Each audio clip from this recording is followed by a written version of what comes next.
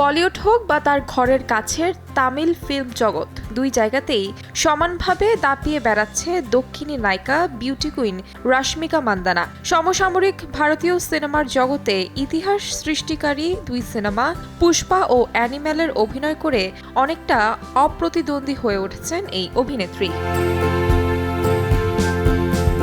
সম্প্রতি সালমান খানের সাথে জুটি বেঁধেছে সিকান্দার সিনেমায়। তবে সিনেমাটির শুটিং চলাকালে শরীরচর্চা করতে গিয়ে পায়ে গুরুতর চোট পান রাশমিকা। এই ঘটনার পর রাশমিকাকে প্রথমবারের মতো বিমানবন্দরে দেখা যায়। নিজের পায়ে ভর দিয়ে ভালোভাবে হাঁটতেও পারছেন না নায়িকা। একসঙ্গে ছবির শুটিংও বিপাকে। এর মাঝেই অভিনয় থেকে অবসর নেয়ার কথা শোনা গেছে রাশমিকার মুখে।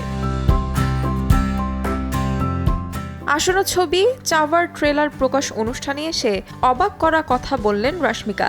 সেই ছবিতে মারাঠা রানী জসুবাইয়ের চরিত্রে অভিনয় করার সুযোগ পাওয়ায় অত্যন্ত আনন্দিত বলে জানিয়েছেন অভিনেত্রী। বলেন, এই চরিত্রের পর অভিনয় থেকে অবসর নিয়ে ফেললেও আপত্তি নেই তার।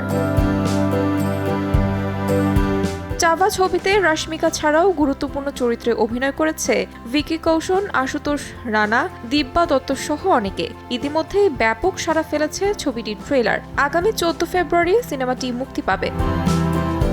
তাহমিনা তন্নি, সময় সংবাদ।